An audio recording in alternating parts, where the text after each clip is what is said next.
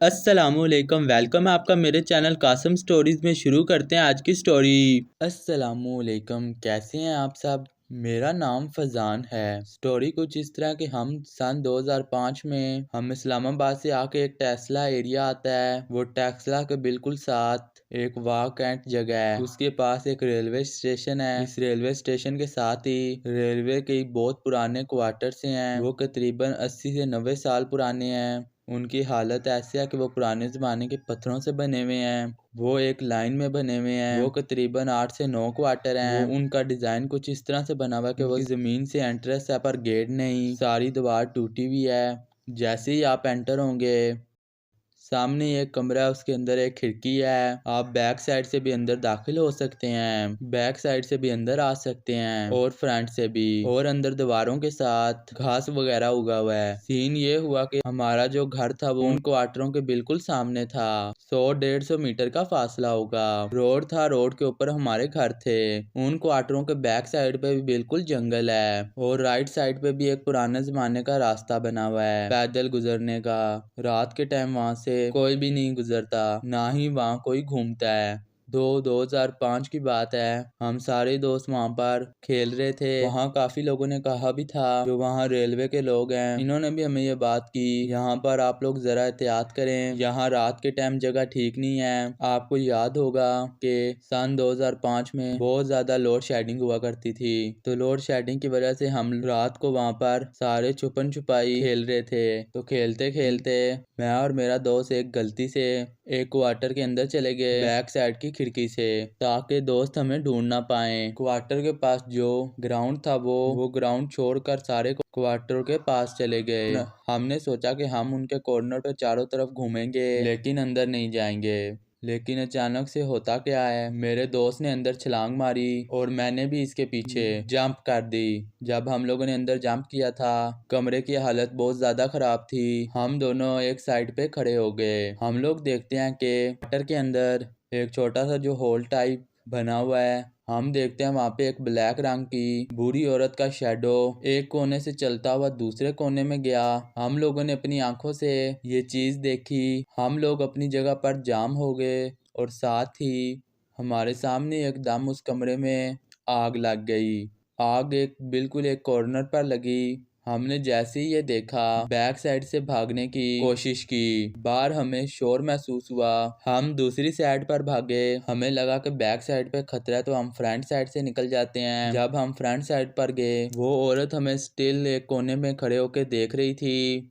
जब हमने इसे देखा हम भी घबरा गए, ये क्या सीन है। हमने जल्दी से वहां से जंप की और बाहर निकल गए। हम जैसे ही बाहर निकले हमारी टांगे जवाब दे गई और हम लोग रोने लग पड़े। जाहिर है इस टाइम हम काफी छोटे थे, हमें कुछ समझ नहीं आई, हम काफी घबरा गए। इसके बाद हमारे सारे दोस्त आए। उन्होंने हमसे पूछा, ना हम लोग कुछ बोल पा रहे थे ना इन्हें बता पा रहे थे। इसके बाद मुझे काफी तेज बुखार हो गया।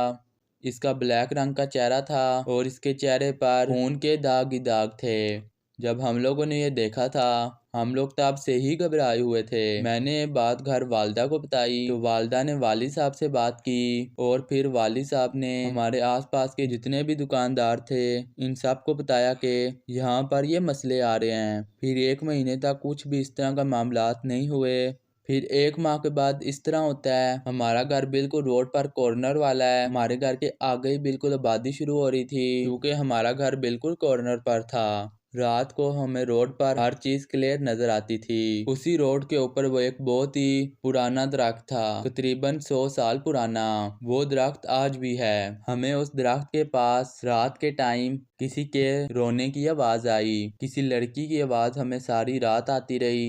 जब अगले दिन वो रोने की आवाज आई, घर के जितने भी बड़े थे वो सब बाहर आ गए ये देखने के लिए कि आवाज क्यों आ रही है। मैं भी अपने वालिद साहब के साथ बाहर आ गया। अपनी आंखों के साथ देखा था वहां पर एक ब्लैक रंग का शेडो एक तरफ बैठा हुआ था। जैसे ही मेरे वालिद साहब, मेरे चाचू, मेरे ताया अब्बू के साथ आहिस्ता आहिस्ता उसके करीब जाने लगे वो शेडो गायब हो गया।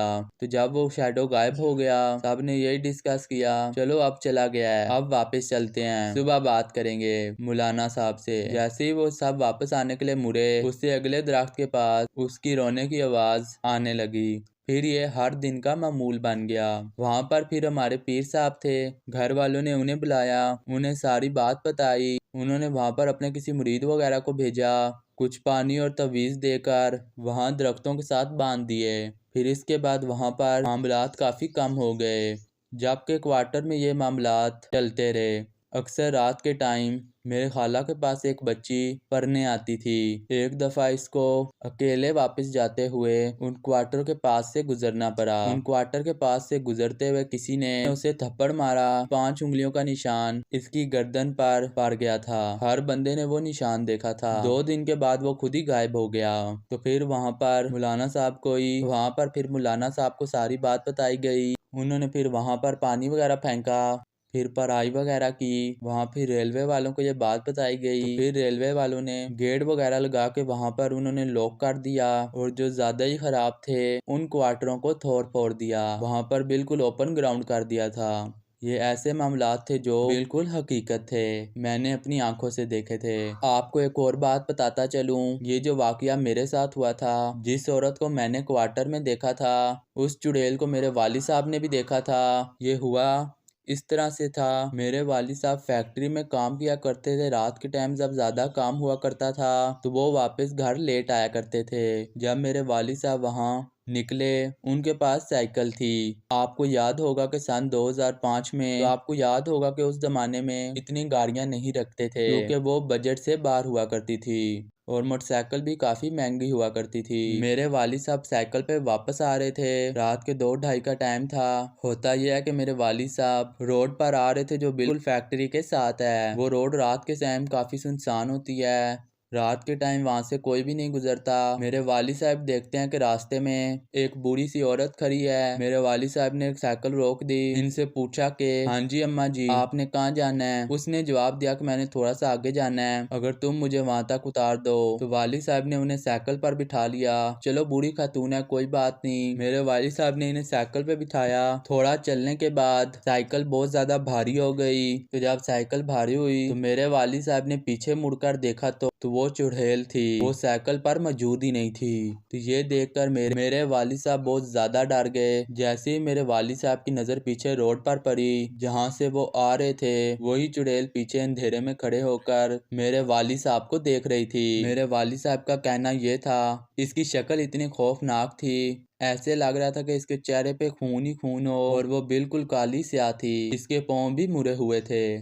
इसकी हाइट ज्यादा बड़ी नहीं थी, वो ज्यादा से ज्यादा 5 फुट या इससे थोड़ी सी ज्यादा होगी। जब मेरे वालिद साहब ने चीज देखी तो उसने मेरे वालिद साहब को बोला, तुम मेरे हाथों से आज नहीं बच सकोगे। ये बोलकर वो मेरे वालिद साहब के पीछे चल पड़ी। उसकी चलने की स्पीड इंतहाई स्लो थी। वो जब चलती थी लेफ्ट राइट होती थी। मेरे वालिद साहब ने साइकिल बहुत ज्यादा तेज चलाना शुरू कर दी। थोड़ा आगे आने के बाद मेरे वालिद साहब जो सूरतें वगैरह पढ़ रहे थे, तो सामने एक यामा मोटरसाइकिल आ रहा था। मेरे वालिद साहब ने इन्हें इशारा दिया और इनको रोक लिया। इन्हें सारा माजरा बताया कि मेरे साथ ये वाकया हुआ है, आप लोग मेहरबानी कर मेरे साथ चलकर मुझे आगे तक छोड़ दें, लोगों के साथ साथ चलता हूँ, इससे पहले वो मुझे कोई नुकसान ना पहुंचाए। तो वो मोटरसाइकिल सवार मेरे वालिद के साथ साथ आए। जैसे ही मेरे वालिद घर के पास पहुंचे, बाइक घुमाई और वापस चले गए, और मेरे वालिद साहब घर आ गए। वो जैसे ही घर आए 2 दिन तक ऐसा बुखार चढ़ा, हमें कुछ समझ ही नहीं आ रही थी। वो ये वाकया साहब भाइयों को सुना रहे थे, तब हमने इनकी जबान से पूरा वाकया सुना। इस चुड़ैल ने वहाँ पर काफी टाइम गुजारा है, काफी लोगों को नुकसान भी पहुंचाया है। काफी लोग ऐसे थे जो इसे देखकर ही घबरा गए और बाइक से गिर गए। किसी को साइकिल से गिरा दिया इसने, और किसी को थप्पड़ मारे। फिर वक्त गुजरने के साथ लोगों ने फिर पीर साहब को बताया। फिर वहाँ पर कुरान खानी की गई और दुआ वगैरह की गई। इसके बाद वहाँ पे ये चीज़ें काफ़ी कम हो गई, और जिन क्वार्टर में का बसेरा था क्वार्टर तोड़ फोड़ दिया। इसके बाद आज तक किसी ने दोबारा इसे वहाँ पर नहीं देखा।